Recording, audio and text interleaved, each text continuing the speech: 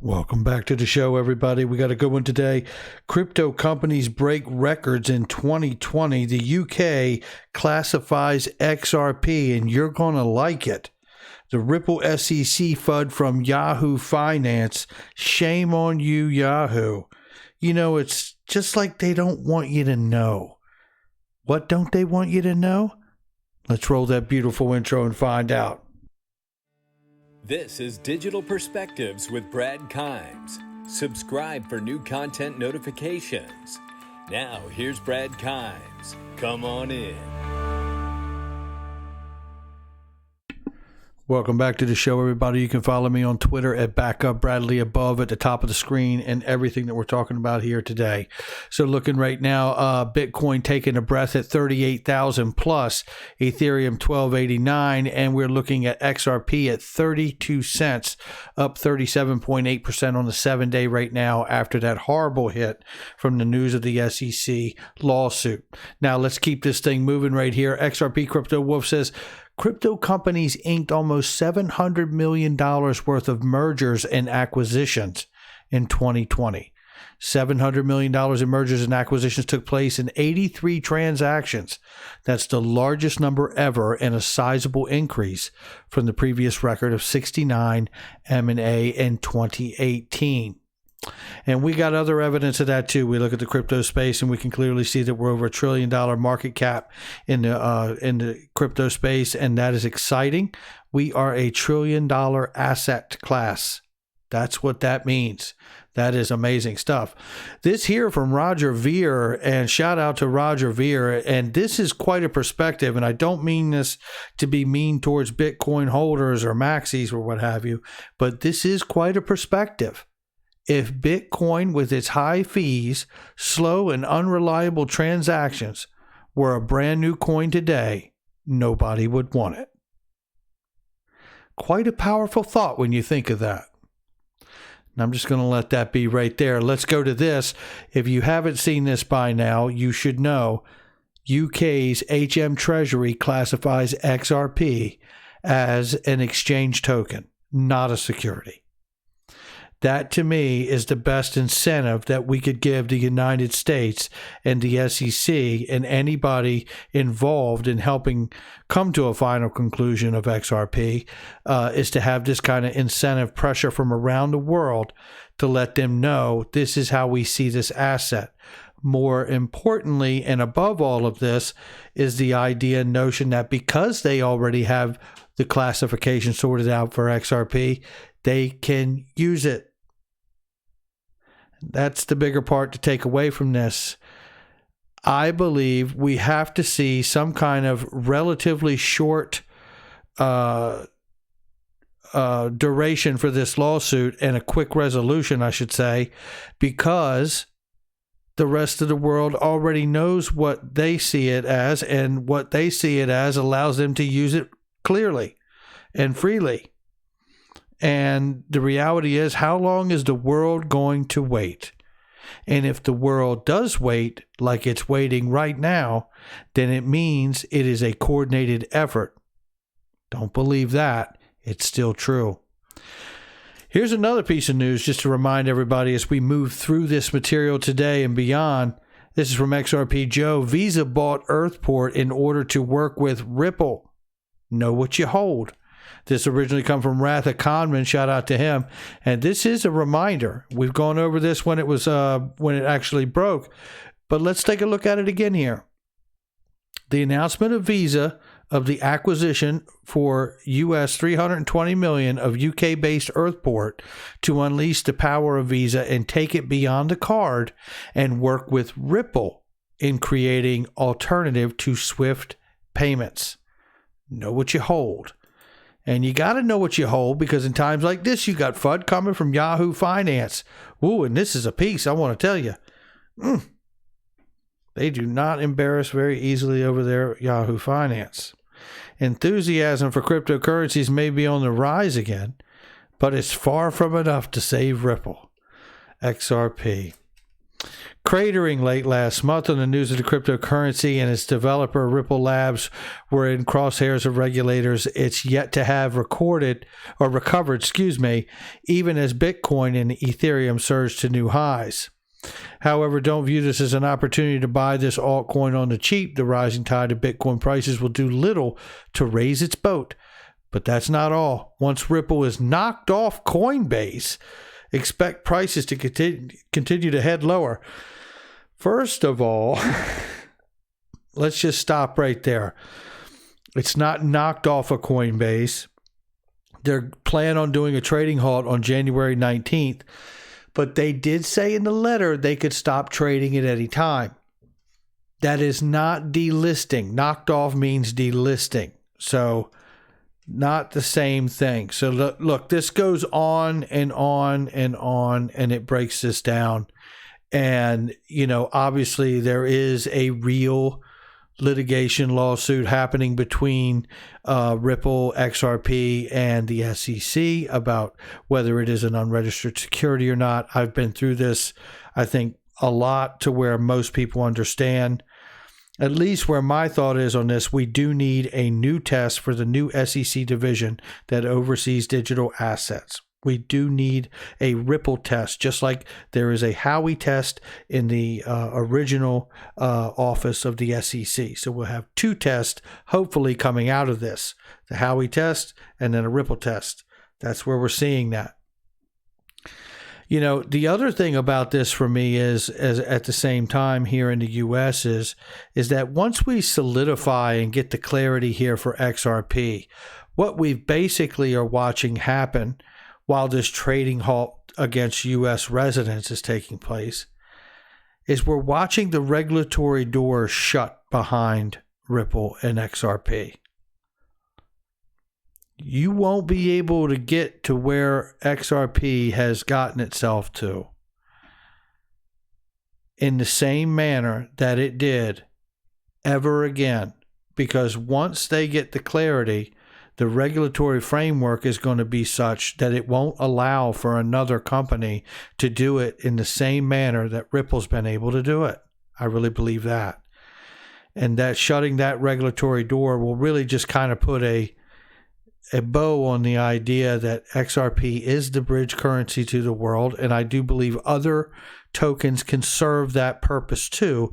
But I think we all realize, if you've been in this space at any length of time, the amount of partnerships, customers, the ODL, the market infrastructure, everything that has been put together has really been done from Ripple for the benefit and the use of XRP, which is obviously a bridge currency to all tokenized assets of value. Now, I'm going to move past that FUD, but it's no wonder, when people say, why do you make 2 videos a day? I say to them, well, there you go, right there. 1, I love following this space. And 2, there is so much information out here, it is very hard to know what to hold on to and to what to let go. But with that being said, let's move on to some really great comments in a thread here about issuing stablecoins on the XRP Ledger, and David Schwartz jumps in. And this is really nice, some of these comments, so I just want to share these because if you don't know, the September-October time frame right before swell of 2019, David Schwartz came out and released a video about being able to issue stable coins off of the XRP Ledger and the XRP token. So let's go ahead and look at these comments here. He says here, if the whole world settled on one stable coin, he would agree with the gentleman Luke Martin about the statement he had made. But stable coins are always going to be tied to jurisdictions and counterparties too. So it is unlikely one winner will emerge, which is why I encourage you to think about what the Financial Stability Board has talked about and what we've covered here heavily on this channel is the idea of a global stable coin, which is a multi-asset backed coin that can go into many different jurisdictions. So okay, here he says, today, one of the rules of the dollar is acting as an intermediary or bridge currency between currencies, or a bridge between currencies. For that role, its tie is to the U.S. jurisdiction is both an advantage and a disadvantage. Better U.S. than a worse jurisdiction, but a pure digital asset is better still.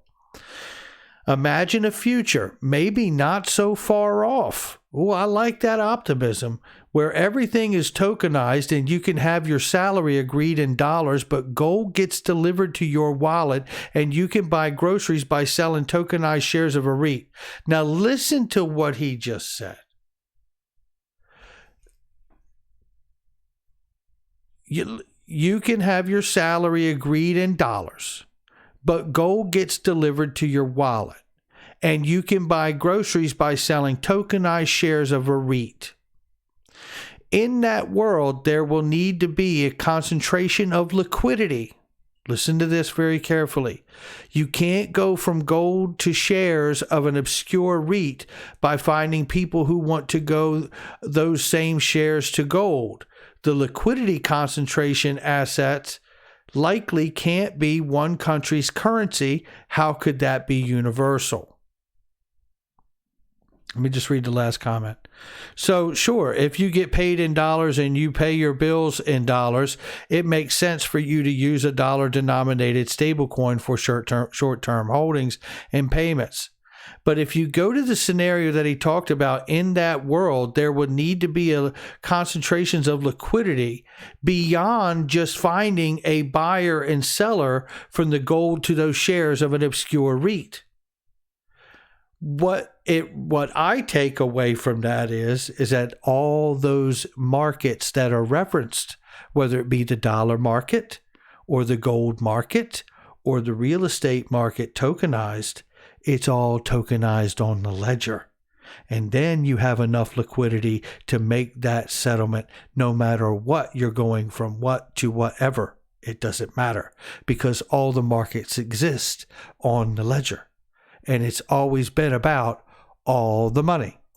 And we know that too because Mickey B. Fresh is showing us here a demo of how to issue fiat currencies on the XRP ledger. Issuing fiat currencies on the XRP ledger, is a battle tested among with supporting native functionality to the support of the issuance of those fiat currencies. It's 2 minutes. Treat yourself. Issuing tokens on the XRP ledger. So XRP is a little bit different from like the smart contracts and the ERC-20 style of issuing currencies. We actually have built into the ledger the ability to issue currencies. So what this does is it actually... Did you hear what they just said? It's built into the ledger to issue currencies. It removes the need for you to write your own code to issue your currencies. And you can actually just use the built-in functionality. It's almost like calling just calling a bunch of APIs, and you can issue these currencies.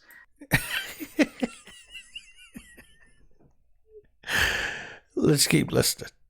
So this makes it extremely simple for anyone to issue currencies, and this solves the primary use case of most tokens. There are some cases where you would want extended capabilities, and we do have functionality that can allow you to leverage that. But for the most part, this covers 90% of all the needs of the tokens that are currently out there. So when you have this is also going to remove that issue of introducing bugs because of the fact that this code has been in existence since 2013 and in production use. XRP has been leveraging this technology for a long time, and it's battle tested and it works. And there you have it. It's battle tested. It's been around here a long time and it works. And we know that there's a reason why it needed to be battle tested and why it works. And why is that? Well, don't let me tell you. Let's let Brad Garlinghouse tell you. I mean, certainly I want to share the Wait a minute. We got to wait for a damn advertisement. Isn't that special? Here we go. Let him tell you. Of central banks looking at the XRP ledger as open source technology to issue stablecoins using the XRP ledger. There you have it. Brad Garlinghouse told it right to your face. That's why they've got the code for it, and it's just like plugging into APIs. And right here is more proof of it too. We just showed this the other day. We've known it for a while, but when you see the material in this succession, even with a quick advertisement, it still makes sense. This is where we're going. Ripple's not putting this energy, this time, this money, and focus on a lawsuit and setting legal precedent and watching the proverbial regulatory doors shut behind Ripple and XRP so no one else can do what they have just done. And why do we know that they have done it? But what the hell are they working on? Look what they're working on as a company. Who are they hiring? Senior directors and technical partners to help manage central banks? You only hire for someone when you have a demand for that, right? Well, what exactly are they going to be doing? Well, they're going to ensure that the integration of Ripple technology with our partners runs smoothly and is appropriately deployed to meet the project timelines and objectives. Because they've got timelines they want to get this done by with the issuing stable coins with central banks. That's what's going on here. What I find really powerful and profound while that's happening is we're watching a trading halt happen to the retail investor in the United States. Something's coming. And from my house, it's pretty damn big. That's going to do it for me. Hit the like and subscribe, leave a comment below, share with somebody you know, and hit that notification bell. Make sure you check out all the links in the description box and the comment section. They are trusted, vetted links of products and services I use each and every day. I'll catch you on the next one.